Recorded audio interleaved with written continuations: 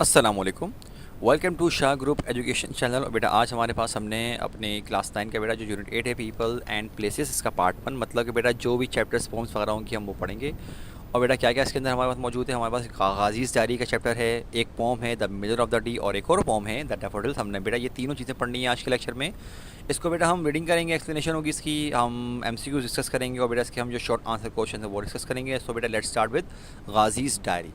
ठीक है। अच्छा, गाज़ीज़ डायरी बेटा हमारे पास जो लिखा हुआ है क्या, Ghazi love writing about his feelings and experiences. He often wrote things in his diary. Whenever he got into the writing mood, the following are the two pages from his diary. कहने गाजी जो है ना भाई, उसको राइटिंग करने का बड़ा शौक, मतलब राइटिंग एज इन अपनी फीलिंग्स का, अपने एक्सपीरियंसेस के बारे में वो डिस्क्राइब किया करता था।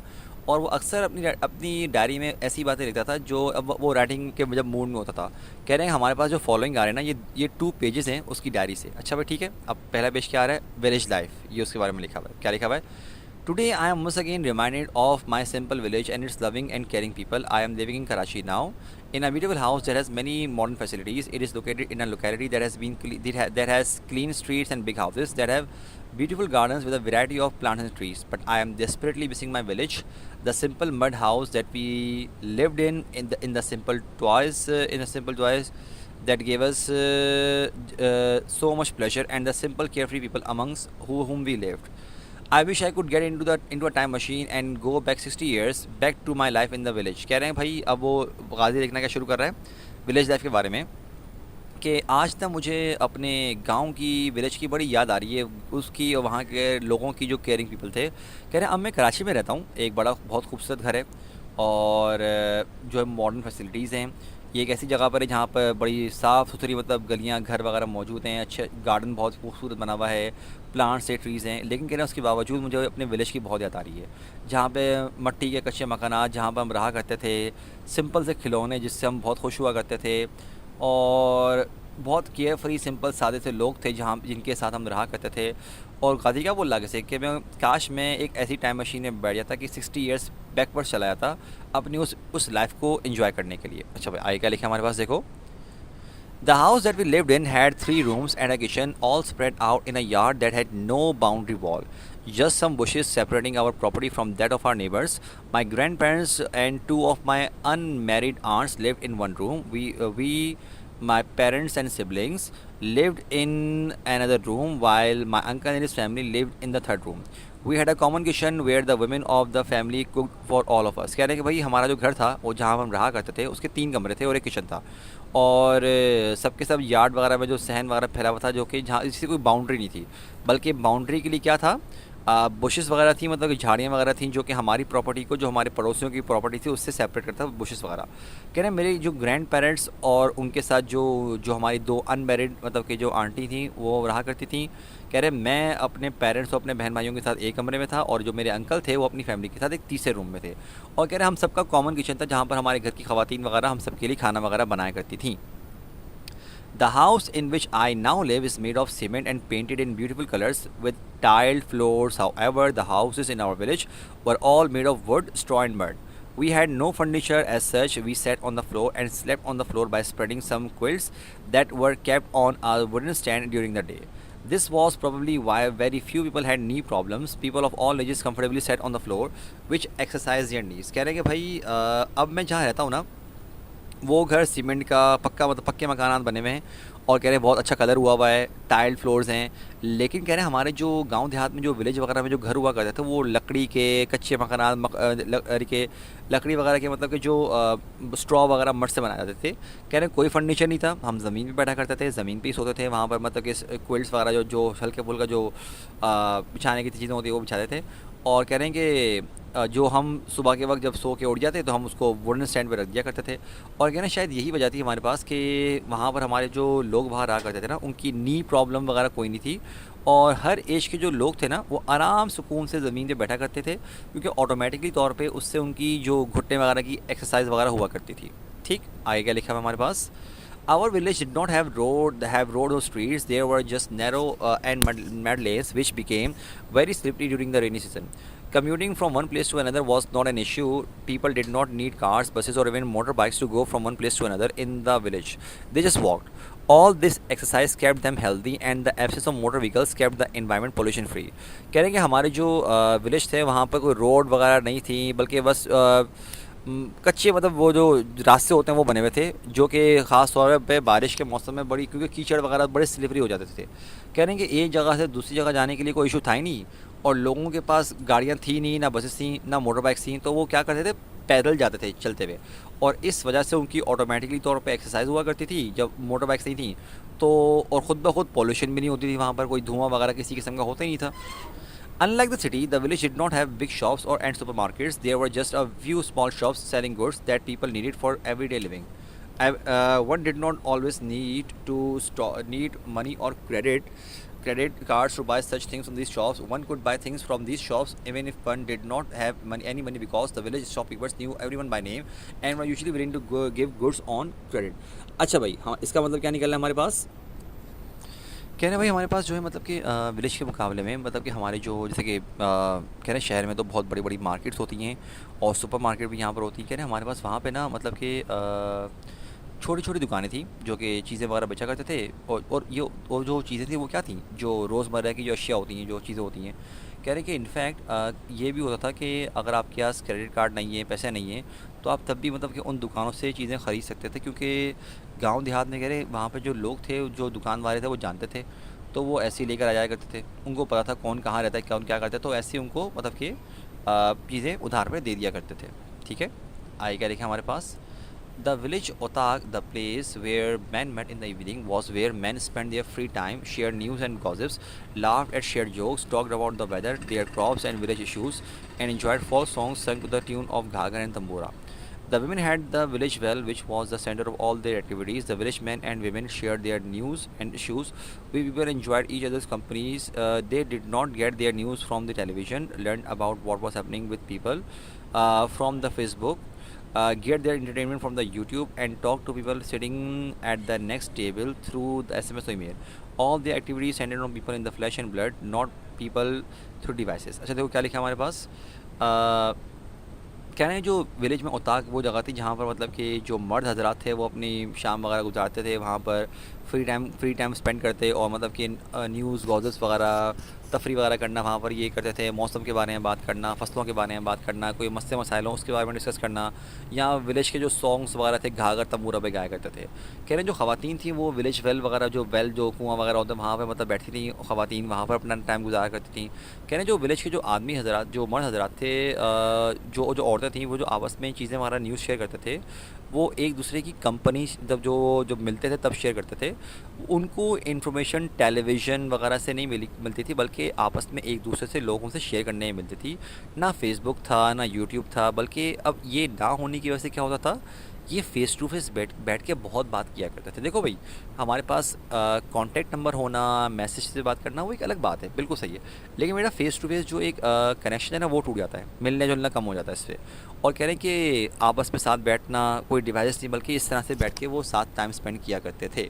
ठीक, आगे लिखा हुआ है, alas our luxurious lifestyle has compromise our health, the availability of devices has distance us from people, the access to technology has replace the human touch, I wish for a time machine to take me back to my simple life, simple people, simple interest and simple wants and needs. तो अब वो काजी क्या बोल रहा है, कह रहे कि अफसोस है कि हमारी जो आज की लाइफ स्टाइल ने क्या किया, हमारी हेल्थ को भी कॉम्प्रोमाइज़ कर दिया है, और डिवाइसेस की वजह से क्या हो गया भाई, हमें मतलब हमारे लोगों से ताल्लुकात क्या हो गए और डिस्टेंस हो गए हैं।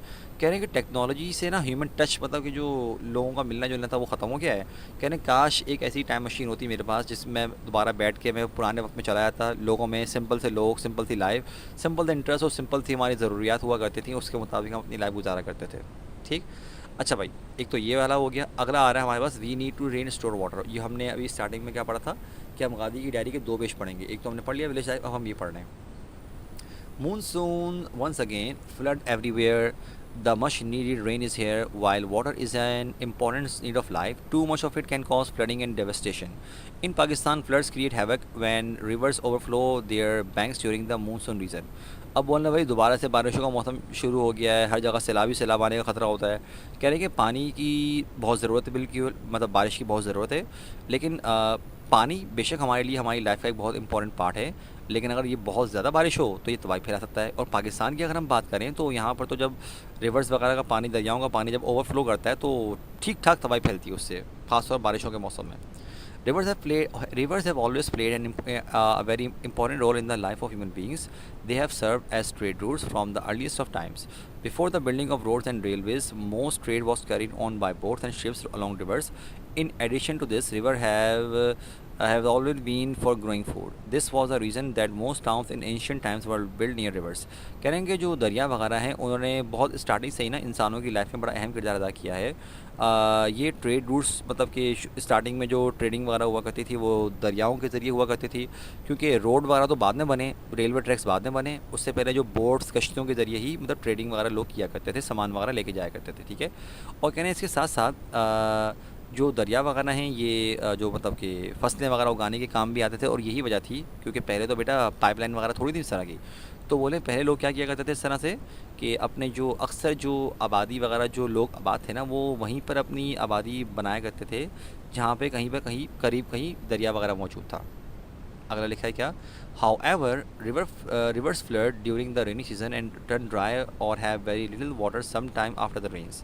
One way that people have found to capture and retain the rainwater for later use is by building structures to hold the water and prevent it from flooding. This way, the retained water can be used throughout the year for growing food. One way in which water is stored is through barrage built on river. कह रहे हैं कि अब हुआ क्या भाई कि reverse वगैरह जो है ना बारिशों के मौसम में मतलब सैलाब आने का ख़तरा होता है, और इसके साथ साथ बाकी पूरे जो साल है हमारे पास पानी बचता नहीं है कि हम बारिशों में अगर होता है पानी तो होता है वरना होता ही नहीं है। तो कह रहे हैं फिर लोगों ने मतलब कि सोचना शुरू किया कि भाई बारिश के पानी को स्टोर किस तरह करें। तो उनके जहन में एक प्लान ये आया कि हम कोई ऐसा स्ट्रक्चर बना सकते हैं कि जो बारिश का पानी जो कि रोक सके। तो इससे होगा क्या, पानी स्टोर भी हो जाएगा और सैलाब आने का ख़तरा भी नहीं होगा। तो और पूरे साल जो है अपनी फसलों के लिए पानी भी रख सकते हैं वो लोग। तो उन्होंने सोचा कि हम बैरेज बनाएं एक ना मतलब इस पर दरिया पर। ठीक, अब क्या लिखा हुआ आगे हमारे पास, a barrage is a kind of wall which blocks the flow of water. Barrage is a kind of wall which blocks the flow of water. It has gates through which the water is allowed to pass in a limited quantity. It aims to control the flow of water in the flood season, store it and release it for irrigation through the canals throughout the year. कहने भाई बिराज क्या basically ये एक तरह की दीवार है जो कि क्या करता है, पानी के फ्लो को रोकता है। इसके गेट्स बने हुए होते हैं जिससे पानी को एक लिमिटेड क्वांटिटी में अलाउ करते हैं पास करना कि वहाँ से वो निकल सके। कह रहे हैं इसको बनाने का मकसद क्या होता है कि पानी के कंट्रोल को ये कंट्रोल कर सके, ख़ास तौर पे जो फ्लड का सीज़न होता है, दरियाओं में जो मतलब सैलाब आने का ख़तरा होता है, बारिश होती है, उसको स्टोर कर सके और फिर बाद में एक लिमिटेड क्वांटिटी में रिलीज़ करके थ्रू आउट द ईयर मतलब कि फसलों वगैरह के लिए भी अप्लाई कर सकें, अपने इस्तेमाल के लिए भी हम यूज़ कर सकें। The Gudu barrage built on the river Indus is one of the many barrages built in Pakistan. It is built at a place where the river is 14 kilometers to pass through a narrow barrage, about 1 kilometer wide. The barrage is 1,355 kilometers in length. It is made in such a way that a flood of about 1.2 million cusecs can pass through it. कह रहे हैं Guddu barrage जो है ना ये river Indus से बना हुआ है और ये पाकिस्तान में और भी बहुत सारे बैरेजेस में से एक है। कह रहे हैं कि ये उस जगह पर तामीर किया गया है जहाँ पर रिवर की जो कहते हैं ना रिवर जो 14 किलोमीटर्स है कि जो उसके क्या लेंथ वगैरह बोल लो। कह रहे हैं कि एक नैरो बैरेज एक नैरो बैरेज से to pass through a narrow barrage about 1 kilometre wide, एक और 1 किलोमीटर वाइड चौड़ा भी मतलब कि यहाँ पर है। कह रहे हैं यहाँ पर जो उसकी लेंथ है वो ये लिखा हुआ है, बैराज की जो लेंथ है वो क्या है 1355 लेंथ है। और कह रहे हैं ये इस तरह से बनाया गया है कि जो एक फ्लड है ना 1.2 मिलियन क्यूसेक, बेटा ये अब आप सब अलग अलग चीज़ों के अलग अलग यूनिट होते हैं। तो यहाँ फ्लड के बारे में बोल रहे हैं कि इतना हाई अमाउंट का जो एक फ्लड जो ख़तरा होता है मतलब सैलाब का वो इसको मतलब कंट्रोल कर सकता है यहाँ से मतलब कि, ठीक है ना, और इसको गुजार सकता है मतलब कि कंट्रोल हो सकता है, फ्लड आने का ख़तरा नहीं होगा इतना। आगे लिखा गया हमारे पास, the Guru barrage has a system of 3 main canals, 2 of these are on the right bank and 1 on the left. The Vigarisin feeder and Reservoir feeder are on the right bank. The third canal, the Ghotki feeder, is on the left bank. The 3 canals are amongst the largest feeder canal in the world. The barrage is meant to irrigate an area of 2.7 million acres. Most of this area lies in Sakkar and Jagababad districts of Sindh and the rest in the Kalat division of the Balochistan province. कह रहे हैं कि Guddu barrage का मतलब कि 3 main canals हैं और कह रहे हैं कि 2 राइट बैंक पर हैं और 1 लेफ्ट पर, मतलब कि कह रहे हैं बिगारी सिंध फीडर और डेजर्ट फीडर जो हैं वो राइट बैंक पर हैं और जो थर्ड है वो घोटकी फीडर है जो कि लेफ्ट पर है। कह रहे हैं ये 3 जो मेन कैनाल बने हुए हैं ना ये दुनिया के सबसे बड़े फीडर कैनाल में से एक हैं और कह रहे हैं कि ये जो बैराज है ना सिर्फ गुड्डू बैराज ये 2.7 मिलियन एकड़ बहुत बड़ी जगह होती है, यहाँ तक मतलब पानी प्रोवाइड कर सकता है, मतलब कि इतने बड़े एरिया को। और कह रहे हैं कि जो ज़्यादातर जो एरिया है ना 2.7 मिलियन एकड़ का वो सखर जगाबाद डिस्ट्रिक्ट सिंध के हैं और बाकी जो रिमेनिंग है वो कलाट डिवीज़न में आता है जो बलूचिस्तान का जो मतलब कि प्रोविंस वगैरह जो बलूचिस्तान प्रोविंस है हमारे पास। ठीक, आगे लिखा हुआ है The Guddu Barrage is one of the biggest barrages of Pakistan. It has also been the most difficult to complete. More than 5,000 engineers, technicians and laborers worked day and night to complete it. It was put into operation on 4th February 1962. मैं आपके सामने barrage को ज़रा थोड़ा सा ठीक कर देता हूँ, ठीक है। हाँ भाई, क्या लिखा हुआ है कि गुड्डू बैराज जो है मतलब पाकिस्तान के सबसे बड़े बैराज में से एक बैराज है, ठीक है। और बोल रहे हैं कि ये सबसे मुश्किल भी था क्योंकि जिस वक्त ये तामीर हुआ था 5,000 इंजीनियर्स और टेक्नीशियंस की ज़रूरत पड़ी थी और जिन्होंने दिन रात एक करके मतलब कंप्लीट किया उसको और कहना आखिरकार ये 4 फरवरी 1962 को मतलब कि ऑफिशियल तौर पे मतलब काम करना शुरू हुआ। आगे लिखा क्या हमारे पास कि the barrage has tamed the river and put an end to the dam. ये बेसिकली डैमेज है हमारे पास, ठीक है। Damage caused by floods in this area. It is about the time that the government started constructing more barrages to control flooding during the rainy season and to supply water throughout the year for irrigating more land, and so Pakistan becomes self-sufficient in meeting its demands for grains, fruits and vegetables. In fact, proper water management can allow us to grow surplus food items which we can then export and earn foreign exchange. बोलने के देखो भाई barrage जो उसने क्या किया है दरिया को मतलब कि कंट्रोल मतलब कि जो किसी हद तक मतलब कंट्रोल कर लिया है और जो सैलाब वगैरह से जो जहाँ तबाही होती थी उसको भी कंट्रोल बहुत हद तक कर लिया है। कह रहे हैं कि अब एक वक्त कह रहे हैं कि ये गवर्नमेंट को चाहिए कि वो और बैरेजेस बनाएं, ठीक है। और कह रहे हैं क्या करें ताकि वो ख़ास तौर पे रेनी सीज़न में पानी को कंट्रोल कर सके, तबाही से बचा सकें और थ्रू आउट द ईयर पानी स्टोर कर सकें। कह रहे पाकिस्तान को ये करना ज़रूरी भी है क्योंकि ऐसा करने से क्या होगा वो सेल्फ सफिशिएंट होगा अपनी पानी वगैरह की डिमांड को, ग्रेन्स वगैरह को, फ्रूट्स वेजिटेबल्स के लिए प्रोवाइड करने के लिए। कह रहे बल्कि ऐसा करने से क्या होगा हम जो है ना जो फूड वगैरह के जो आइटम्स इस तरह के हम एक्स्ट्रा उगा कर हम क्या कर सकते हैं हम उसको बेच सकते हैं और हम कमा सकते हैं आगे से, ठीक है। अच्छा बेटा ये हमने ये वाला चैप्टर पढ़ लिया, अब हम इसके एमसीक्यूज़ और उसके बेटा हम क्वेश्चन आंसर डिस्कस करते हैं। क्या लिखा हमारे पास पहला वाला, गाजी often road things in his. कह रहे हैं गाजी कहाँ लिखा करता बेटा, ऑब्वियस सी बात है चैप्टर का नाम ही गाजीज़ डायरी है तो क्या आएगा डायरी ही आंसर आएगा, ऑब्वियस सी बात है। अब barrage is kind of what, हाँ भाई क्या पढ़ा हमने बैराज के बारे में, तो भाई बैराज के बारे में पढ़ा इस काइंड ऑफ वॉल। अगला है the Guddu barrage is build on river, हाँ भाई कौन सा रिवर था जिस पे इसको तामीर किया गया है, and the correct answer is Indus. Next one is बेटा people of all ages comfortably sat on the floor which exercise there what, हाँ भाई जो हर एज के लोग जो है कह रहे हैं कि ज़मीन पे बैठा करते थे जिससे उनकी एक्सरसाइज किसकी होती थी, द करेक्ट आंसर इज़ नीज। अच्छा देखो बेटा मैंने ये बात पहले भी आपको लेक्चर्स में बता चुका हूँ प्रीवियस लेक्चर्स में कि हमारे पास और भी एमसीक्यूज़ होते हैं चैप्टर्स के, ठीक है। लेकिन बेटा हम कुछ डिस्कस करते हैं ताकि आप लोग बाकी वाले आप जो है आप खुद भी डिस्कस वगैरह कर सकें, ठीक है। अच्छा बेटा अब हम आगे बढ़ते हैं, इसके हम ज़रा चेक करते हैं इसके सेक्शन वी में क्वेश्चन आंसर वगैरह क्या है। What is otaq, what do people do there, otaq क्या है लोग वहाँ क्या करते हैं, तो क्या लिखा भाई ये मीटिंग प्लेस है मर्दों के लिए और कह रहे हैं यहाँ पर जो विलेजेस मिलते हैं क्या करने के लिए, शाम में मिलते हैं अपना फ्री टाइम स्पेंड करने के लिए, न्यूज़ शेयर करने के लिए, गॉसिप्स करने के लिए, जोक्स वगैरह करते हैं, तफरी करते हैं, मौसम के वगैरह के बारे में बात करने के लिए, क्रॉप्स वगैरह फसलों के बारे में बात करने के लिए, कोई इशू हो तो वो डिस्कस करने के लिए, फॉल सॉन्ग्स गाने के लिए घाघर तंबूरों पर, ठीक है। अगला है what do you know about the life of the writers village, कह रहे हैं कि आपको राइटर्स के जो विलेज मतलब जो गाजी के जो विलेज के बारे में बताया क्या जानते हैं इसके बारे में। इसका आंसर क्या है कि जो विलेजर्स थे भाई वहाँ पर क्या थे बहुत सिंपल थे, बड़े केयरफुल लोग थे, सिंपल चीज़ें थी उनके पास। कह रहे हैं कि वो ज़मीन पे सोया करते थे, आराम से बैठा भी करते थे, सोते भी उस पर थे। कह रहे हैं हाउसेस जो थे घर वगैरह बहुत सिंपल बने हुए थे, स्मॉल बने हुए थे और कह रहे हैं लकड़ी मतलब मट्टी वगैरह के जो कच्चे मकान वैसे बने हुए थे। कह रहे हैं वहाँ पर जो पक्के रोड थे नहीं मतलब रास्ते बने हुए थे बस कच्चे रास्ते जो थे और कह रहे हैं कि जो इन्वायरमेंट था बहुत साफ़ सुथरा था, पॉल्यूशन नहीं थी कोई यहाँ पर इस जगह पर। आए क्या लिखा हमारे पास, अगला सवाल क्या आ रहा है why were the villagers healthy and strong, को विलेजर्स हेल्दी और स्ट्रॉन्ग क्यों थे, तो क्या लिखा हुआ है भाई विलेजर्स जो थे वो हेल्दी और स्ट्रॉन्ग इसलिए थे क्योंकि वो क्या करते थे जस्ट वॉक, मतलब वो बस वॉक करते थे, मतलब उनका ट्रैवल करने का जो तरीका था, जो मतलब जो लंबे डिस्टेंस भी होते थे ना, वो तब भी वॉक करते थे। और कह रहे हैं कि ये बहुत मेहनत करते थे अपनी खेतों वगैरह में सुबह से लेकर शाम तक। और कहते हैं कि ज़मीन पे बैठा करते थे, तो इसीलिए ऑटोमेटिकली उनकी बॉडी की इतनी ज़्यादा एक्सरसाइज वो होती थी कि उनको मतलब वो हेल्दी स्ट्रॉन्ग रहा करते थे। ठीक। Why were most of the town the ancient times build near river, के पुराने वक्तों में जो ज़्यादातर जो टाउन वगैरह थे वो दरियाओं के करीब क्यों बनाते थे, वो लोग क्यों तामीर करते थे वहाँ पर अपने पूरे सिविलाइजेशन क्यों बनाते थे। कह रहे हैं जो पुराने वक्तों में जो मतलब कि टाउन थे वो रिवर के इसलिए बनाते थे करीब, क्योंकि वो एक बहुत पानी वगैरह जो मतलब रिवर्स हैं वो बहुत अहम किरदार अदा करते हैं। कह रहे हैं कि पुराने वक्तों में बाकायदा ये ट्रेडिंग के लिए भी यूज़ होते थे। ठीक। और कह रहे हैं कि बोट्स वगैरह को यूज़ करते, शिप्स को यूज़ करके वो क्या करते थे, जो मतलब कह रहे हैं कि ये शिप्स वगैरह तो मतलब कि बात पहले से थी, बिल्डिंग्स रोड रेलवे तो बाद में बनी है, लिहाजा इसको यूज़ करते हुए वो ट्रेडिंग वगैरह किया करते थे प्रॉपर्ली तौर पे।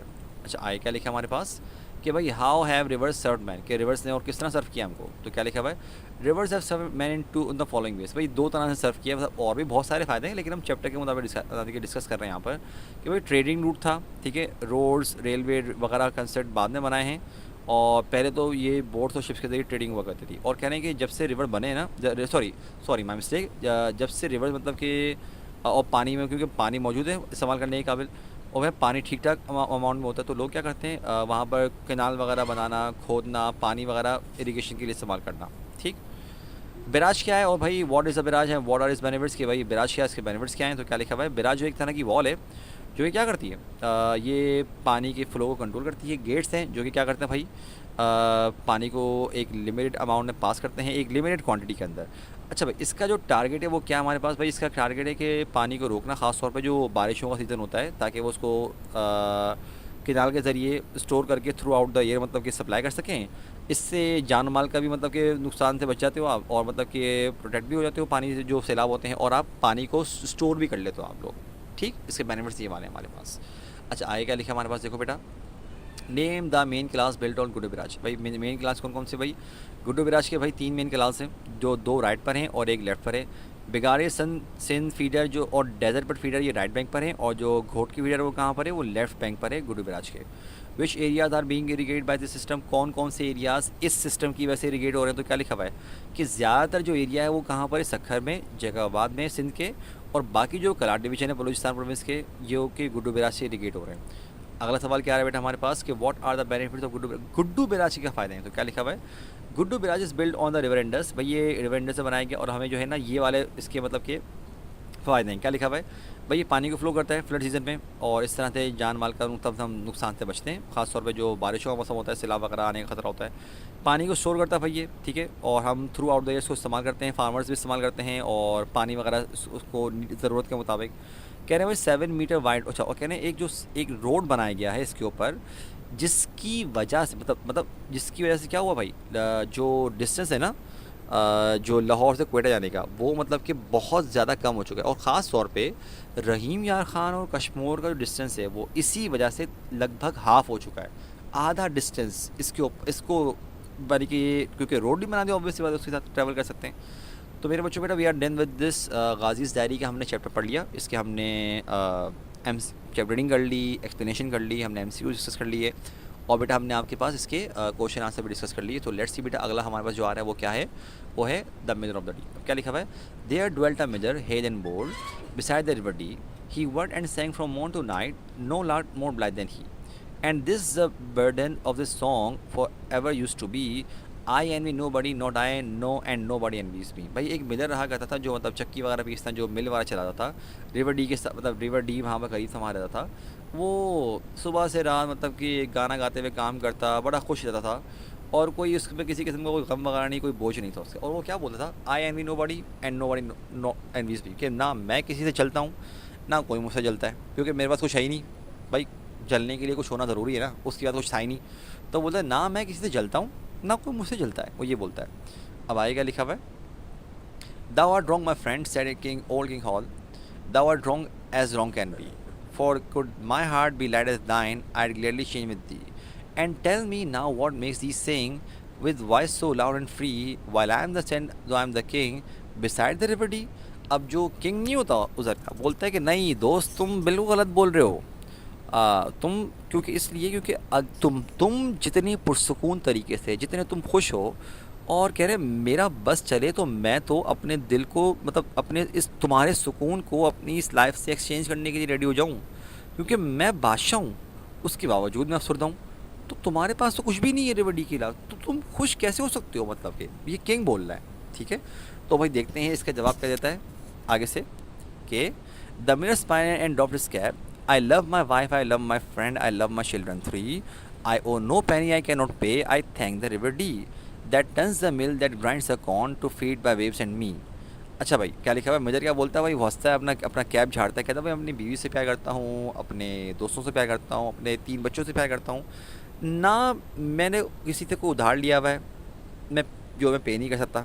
कह रहे हैं रिवर डी का मैं मतलब बड़ा ग्रेटफुल हूँ उस दरिया का, और कह रहे हैं कि मेरी चक्की चलती है, वो आटा वगैरह जो कौन वगैरह पीसते हैं, और इससे मैं अपना अपने बच्चों का पेट मतलब पालता हूँ, ये लिखा हुआ है।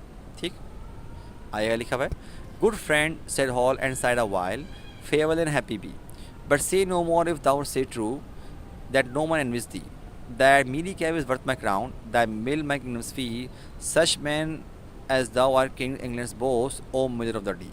तो बादशाह जवाब सुनने के बाद क्या बोलता है, कहता है कि दोस्त तुम खुश रहो, और तुम तुम किसी से एनवी नहीं करते, मैं तो करता हूँ लेकिन हाँ तुमसे, लेकिन कह रहे हैं कि असल में तुम्हारी जो कैप है ना, ये गंदी मैली सी जो कैप है, ये मेरे ताज से भी मतलब कि मेरे बराबर है, और तुम्हारा जो छोटी सी मिल है वो मेरी पूरी सल्तनत के बराबर है, क्योंकि तुम जैसे लोग ही इंग्लैंड की मतलब कि इज़्ज़त बढ़ाते हो, ओ मेजर ऑफ द डी। मतलब कि बेसिकली वो ये बोलना चाह रहा है बेटा कि वो बादशाह था, उसके बावजूद सुकून नहीं था, और दूसरा बंदा जो है एक आम सा बंदा है और फिर भी क्या खुश है। तो बेटा वो वाली बात बताना चाह रहे हैं कि इंसान की खुशी एक बिल्कुल अलग चीज़ है हमारे पास। ठीक है, अच्छा भाई हमने पोम पढ़ ली बेटा, अब क्या लिखा हमारे पास, ज़रा हम एमसीक्यू डिस्कस करते हैं। The poem miller of the Dee has been compose by, भाई किसने लिखी है ये आपको बेटा मैं बता देता हूँ, ये लिखी है चार्ल्स मैकेन ने लिखी है। अच्छा अगले देखते हैं, there dwelt a major hale and bold, the word dwelt means, dwelt का मतलब क्या है यहाँ पर जी भाई, क्या मतलब इसका, the correct answer is lived. ठीक, अगला है the world hello means what, भाई हेल का मतलब क्या। अच्छा ये थोड़ा अनकॉमन वर्ड है, मैं खुद बता देता हूँ, पहले आप लोग गैस कर लो क्या मतलब होगा आपके ख्याल से। Okay, the correct answer is healthy, hello का मतलब हेल्दी होता है। King hall was the ruler of dash, king hall कहाँ रूल करता था बेटा, आखिर में ही मतलब कि कंट्री का नाम डिस्कस किया हमारे पास, तो क्या है, इंग्लैंड। ठीक है भाई, अच्छा बेटा अगेन वही बात, हमारे पास और एमसीक्यूज मौजूद हैं। ठीक, तो आप बेटा वो बाकी सॉल्व करोगे, लेकिन अब ज़रा हम लोग जो है बेटा इसके हम क्वेश्चन आंसर की तरफ आते हैं। क्या लिखा हुआ है इसके क्वेश्चन आंसर्स कि who wrote the pome the Miller of the D and what is the message given in the poem, कि मिलर ऑफ द डी किसने लिखी है, इसका मैसेज क्या है। ये पोम भाई लिखी है स्कॉटिश पोइट हैं चार्ल्स मैके, और कह रहे हैं कि इसमें हमें मैसेज दिया गया है कि वेल्थ और क्राउन जो है ना, दौलत और इंसान के जो भी मतलब पास है, वो इंसान को खुश नहीं कर सकती, क्योंकि जो इंसान की खुशी का जो सीक्रेट है वो क्या है, उसकी सिंप्लिसिटी में है। लाइफ बहुत खुश हो सकती है किसी इंसान की अगर वो सिंप्लिसिटी के साथ रहना शुरू कर दे, ठीक है ना, बहुत खुश रहेगा वो। आगे लिखा हुआ है, who is the miller and where does he dwell, what was he singing about, miller कौन है, कहाँ रहता था और वो क्या गा रहा था। मेरा मिलर जो है एक आम सा बंदा है जो क्या करता है, वो मतलब चक्की वगैरह पीसता है मिल की, और कह रहे हैं मिलर ऑफ द डी है ना, वो कहाँ रहता है, वो रिवर डी के मतलब साथ ही रहता है, बराबर में रहता है, वो दरिया के बराबर में और किनारे रहता है। कह रहे हैं जो थीम वो जो है ना, वो ये है कि वो बहुत बहुत हैप्पी लाइफ गुजारा, सिंपल लाइफ गुजारा था, और वो सॉन्ग ये गा रहा था कि ना वो किसी से जलता है ना कोई उससे जलता है, एंड नो बडी एनविड हिम। ठीक, what did the king say to the Miller, बादशाह ने मिलर से क्या कहा, बादशाह ने क्या कहा, बादशाह ने पहले उससे पूछा कि उसकी खुशहाल लाइफ के बारे में, कि वो कैसे इतना खुश रह सकता है, कि जैसे कि बिकॉज क्योंकि वो मोनार्क है, मतलब वो बादशाह है, मोनार्क का वर्ड बादशाह के लिए भी आता है, लेकिन उसके बावजूद वो उतना खुश नहीं है बादशाह होकर जितना मिलर खुश था, ये बोलता है उसको। ठीक, आगे क्या लिखा हुआ है, भाई why is the miller happier than the king, who is the happier of the two, the king miller of the king, why भाई कि मिलर जो था वो बादशाह ज़्यादा खुश क्यों था, और कहने के खुश कौन था दोनों में से, मिलर या बादशाह, और क्यों, वजह बताओ। तो लिखा हुआ क्या, द मिलर जो है भाई, the miller is the happier than the king because he has no, miller जो है वो बादशाह से ज़्यादा खुश है क्योंकि उसकी कोई परेशानियाँ नहीं है, ना उसने कोई उधार वधार लिया हुआ जिसको दे, और वो अपनी सिंपल लाइफ से बड़ा खुश है, मुतमईन है वो। और किंग जो है वो बादशाह है, उसकी बहुत सारी परेशानी है, पूरी सल्तनत की प्रॉब्लम्स देखनी है, वो संभालना उसने, तो वो उसको परेशानी उसको लेके बैठी हुई सारी। आगे लिखा हुआ है, what did the king say to the miller in the last stanza of the poem, कि आखिरी सेंजा में बादशाह ने क्या कहा मिलर से। तो वे क्या कहा था, king Hal told miller to be happy and to live a care free life but do not believe that nobody envied him. बादशाह बोलता भाई कि देखो तुम खुश रहो, सुकून से रहो, लेकिन ये मत सोचना कि कोई तुमसे जलता नहीं है, क्योंकि आगे से क्या बोलता है, ऐसा ये इशारा किसकी तरफ था, उसका अपनी तरफ था कि वो जलता है थोड़ा सा, और बोलता है कि भाई, उसको बोलता है कि तुम्हारी जो कैप है ये मेरी सल्तनत और मेरी इससे भी ज़्यादा, मतलब कि ना, तो तुम्हारी मिल और तुम्हारी कैप मेरी सल्तनत और मेरे क्राउन से ज़्यादा, मतलब कि ये प्रेशियस चीज़ है। और किंग बोलता है कि तुम जैसे लोग, सिंपल और हार्ड वर्किंग लोग ना, हमारी इंग्लैंड की क्या है, इसकी शान और शौकत बढ़ाते हैं, ये बोलता है इसकी। ठीक, आगे लिखा हुआ है क्या, why did the king hall say that he was wrong, मतलब बादशाह जो है मिलर को क्यों बोलता है कि वो गलत बोल रहा है, तो इसका जवाब क्या हमारे पास, king Hal said that the miller was wrong when he said that the nobody envies me. बादशाह बोलता है उसको, मिलर को कि देखो तुम गलत बोल रहे हो, तुम जो बोल रहे हो ना, तुमसे वो जलता नहीं है। और इसलिए जो बादशाह क्या बोल रहा है, the king envied him for being without worries and contented. ये लिखा है कि बादशाह जो खुद, मतलब कि उससे एनवी करता था, क्योंकि उसको परेशानियाँ नहीं थी मिलर को, और वो मुतमईन था। और आगे से क्या लिखा है, दो he was the king but he had many worries and responsibilities. हालांकि बादशाह तो खुद बादशाह था भाई, पैसा दौलत शोहरत वगैरह सब कुछ थी, लेकिन उसके बावजूद परेशान है, जिम्मेदारियाँ उसके ऊपर, ये बोल रहा है वो। Why was the miller thankful the river Dee, कि जो मिलर था वो थैंकफुल, ग्रेटफुल क्यों था रिवरी के लिए। The miller was thankful the river Dee because its following water that runs his mill and grinds the corn which was the source of living for him. कहने कि जो मिलर था वो ग्रेटफुल था, थैंकफुल था रिवरी के लिए, क्योंकि उसकी दरिया की वजह से ही उसकी चक्की वगैरह चलती थी, इसके वो पता पीसता था उसको, मतलब ठीक है ना, और ये उसकी लिविंग का, गुजारे का ज़रिया थी, ठीक है। What was the secret of millers happiness, Miller की खुशी का सीक्रेट क्या था भाई। तो लिखा हुआ है कि जो उसका सीक्रेट था वो ये था कि वो अपनी सिंपल लाइफ से बड़ा मुतमईन था, वो हर किसी से मोहब्बत करता था, अपने बच्चों से, अपनी बीवी से, अपने दोस्तों से, और एक और बात, वो ना उधार लेता, ना किसी को ओ करता था जो को पे ना कर सके, और वो थैंकफुल था जो कुछ वो अपनी मेहनत से कमाता था। अच्छा भाई, यहाँ पर बेटा हमने the Miller of the D हमने पढ़ लिया, एक्सप्लेन कर दिया बेटा आप लोगों को। अब हमारे पास हमने इसके एमसीक्यूज़ भी पढ़ लिए, हमने इसके क्वेश्चन आंसर भी देख लिए, और बेटा हमने क्या कहा था, हमने एक और चीज़ पढ़नी है, वो क्या है, द डैफोडिल्स। ठीक है, अब देखते हैं। I wandered lonely as a cloud that floats on high over vales and hills, when all at once I saw a crowd, a host of golden daffodils, beside the lake, beneath the trees, the fluttering and dancing in the breeze, continuous at the stars they shine and twinkle on the Milky Way. They stretch, ये दे लिखा हुआ है, ठीक है ना, ये दे लिखा हुआ है, मैं आपके सामने इसको ज़रा ठीक कर देता हूँ। They stretch in a never-ending line along the margin of the bay. 10,000 saw I at a glance, tossing their heads in the sprightly dance। भाई देखो, जो इसके पोइट हैं वो दरअसल विलियम वर्ड्सवर्थ हैं, ठीक है। मैं बता रहा हूँ कि वो क्या, अच्छा वो पोइट ऑफ नेचर कहलाते हैं भाई। तो क्या लिखा हुआ है, वो बोल रहे हैं कि मैं जो एक जैसे टहलता हुआ जा रहा था, जैसे कि एक बादल अपने आसमान में ऐसे जा रहा होता है, कह रहे हैं कि हिल्स वेल्स वगैरह में देखता हुआ जा रहा था, मैंने अचानक से ना एक देखा, एक बड़ा मजमा, बहुत बड़ा मतलब कलेक्शन देखा इसका, गोल्डन डैफोडिल्स का, जो कि एक नहर के किनारे जो है, दरख्त के नीचे साए में उसके, वो मतलब कि हवा में मतलब ऐसे मूव कर रहे थे कि उनकी मूवमेंट को क्या कहा गया, डांस का वर्ड दिया गया। फिर बोलने वो ऐसे जगमगा रहे थे, जैसे कि तारे वगैरह जगमगा रहे होते हैं आसमान में, और ट्विंकल कर रहे होते हैं मिल्की वे में। फिर बोलने के वो इतनी ज़्यादा तादाद में थे कि जैसे कि ख़त्म ही नहीं हो रहे, और मैंने एक नज़र में देखा तो लगभग कितने थे, 10,000 थे।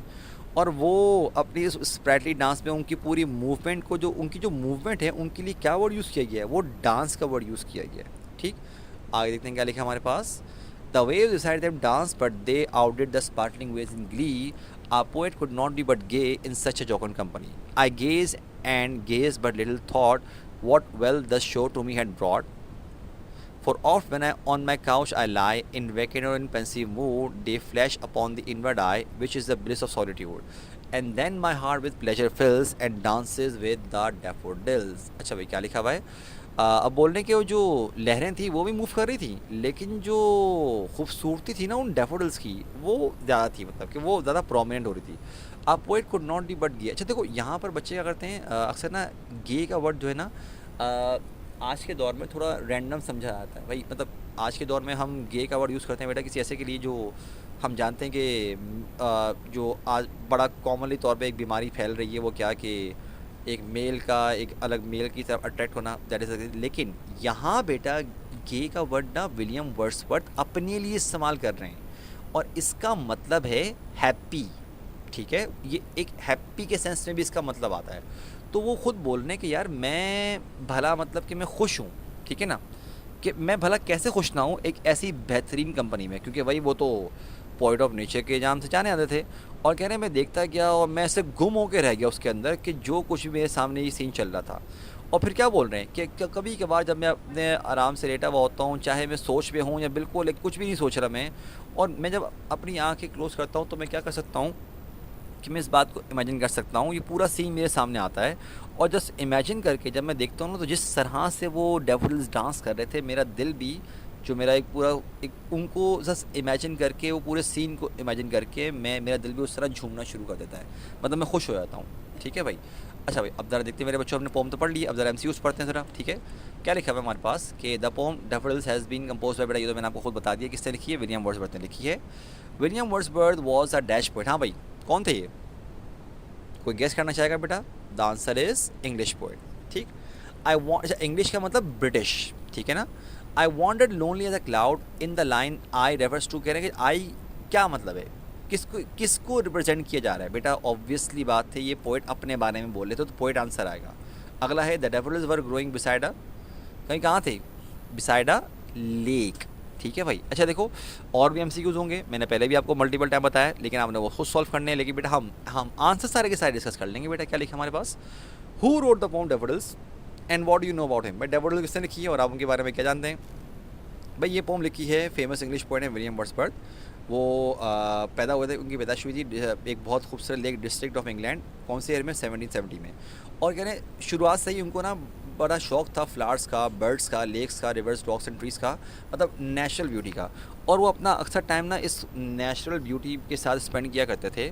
और कह रहे हैं कि उनको उन्होंने एक अलग टाइप की पोइट्री यूज़ करी, बिल्कुल सिंपल से वर्ड्स, नेचुरल ऑब्जेक्ट्स की, सिंपल कंट्री के लोगों की। और उनकी डेथ कब हुई है, 1850 में उनकी डेथ हुई है। ठीक, आगे क्या लिखा हुआ है, mention two moods of the poet in that poem that daffodils, के दो मूड कौन कौन से थे भाई? तो बेटा वैकेंट मूड, पेंसिव मूड, पूरी सोच में या बिल्कुल खाली। ठीक, आगे लिखा हुआ है, what does Wordsworth see when he lies upon his couch in a pensive mood, what happens to the poet when he lies on his couch. एक ही बात है, मतलब कि भाई जब वो काउच पे बैठते हैं, लेटते हैं, तो उनके जहन में क्या आता है? तो आंसर क्या है भाई, जब कभी वो अपने काउच पे वैकेंट या पेंसिव मूड में बैठते हैं, तो वो पूरा सीन जो डेफोडिल्स का था उनके जहन में वो सामने आता है, इमेजिन कर लेते हैं उसको, और वो उसको इमेजिन करके ही ना खुश हो जाते हैं।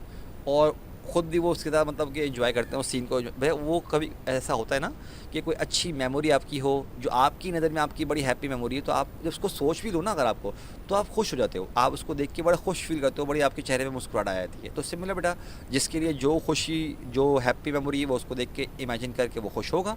ठीक, आगे लिखा है कि हमारे पास कि with what does the poet compare the daffodils. भाई डेफोडिल्स को कंपेयर किस चीज़ से किया है पोएट ने? तो भाई किससे किया है? पोएट ने कंपेयर किया डेफोडिल्स को ट्विंकल स्टार्स की गैलेक्सी में, क्योंकि वो क्या करते, इतने सारे थे और वो बिल्कुल ग्लो कर रहे थे, चमक रहे थे स्टार्स की तरह। अगला है, what resemblance does he find between the stars and daffodils. कि भाई जो पोएट ने डेफोडिल्स की क्या रिजेम्बलेंस ढूंढी स्टार और डेफोडिल्स में।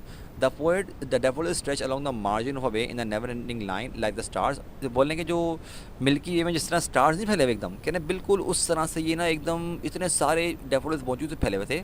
और डेफोडिल्स उस हवा के झोंके में ऐसे फ्लटर्ड, लाइक वो झूम रहे थे, मूव कर रहे थे, डांसिंग, ट्विंकल कर रहे थे, जैसे कि आसमान में तारे जगमगा रहे होते हैं। और कह रहे हैं ये रिजेम्बलेंस थी जो कि पोएट ने स्टार्स और डेफोडिल्स के बीच में उन्होंने दी हमारे पास। ठीक, अगला सवाल क्या आ रहा है, what wealth does the poet get by seeing the daffodils, या फिर what did the poet feel looking at the daffodils. तो भाई पोएट ने उन डेफोडिल्स की तरफ देख के उन्होंने क्या फील किया, क्या उनको मतलब मिला? तो क्या लिखा हुआ है कि जो ब्यूटीफुल सीन था ना डेफोडिल्स का, ये पोएट देख के बड़े खुश हुए, बल्कि वो सारी टेंशन, वरी वगैरह भूल गए, परेशानियाँ भूल गए। और ये एक किसी दौलत से कम नहीं है, उनको हैप्पीनेस और मतलब को इससे भी बड़े हैप्पी हुए उस सीन को देख कर, ग्लैडनेस। आगे लिखा है क्या, what kind of poetry did William Wordsworth compose, what is the theme of the pome that के भाई विलियम वर्ड्सवर्थ किस तरह की पोइट्री किया करते थे, और इसका डेफोडिल्स का मैसेज क्या हमारे पास। विलियम वर्ड्सवर्थ बोलने भाई पोइट ऑफ नेचर के तौर पर जाने जाते हैं। उन्होंने बहुत सारी ब्यूटीज़ करी, नेचर की जो ब्यूटी उस पर लिखी पोइट्री। और कह रहे हैं भाई हमारे पास वो नेचुरल ब्यूटी को मतलब बहुत उनकी बड़ी मोहब्बत थी, वो उनकी पोइट्री ये चीज़ आपको नज़र भी आएगी। कह रहे हैं जो थीम है ना उसका, डेफोडिल्स का, वो यही है कि भाई आपको नेचुरल ब्यूटी जो है ना डैफोडिल्स वगैरह की, फ्लावर्स की, आपको ये मिलेगा। ये नेचुरल ब्यूटी के बारे में डिस्कस किया गया है। अगला है under what conditions was the poet of the poem daffodils recall the scene of the daffodils, कि कौन सी कंडीशन ऐसी हैं कि डैफोडिल्स को वो सीन को दोबारा रिकॉल करते हैं, इमेजिन करते हैं। क्या लिखा हुआ है? तो डैफोडिल्स हैं भाई, वो रिकॉल करते हैं जब वो वरीड हों, सीरियस हों, सैड हों, किसी वुड में उसको रिकॉल कर सकते हैं। ठीक।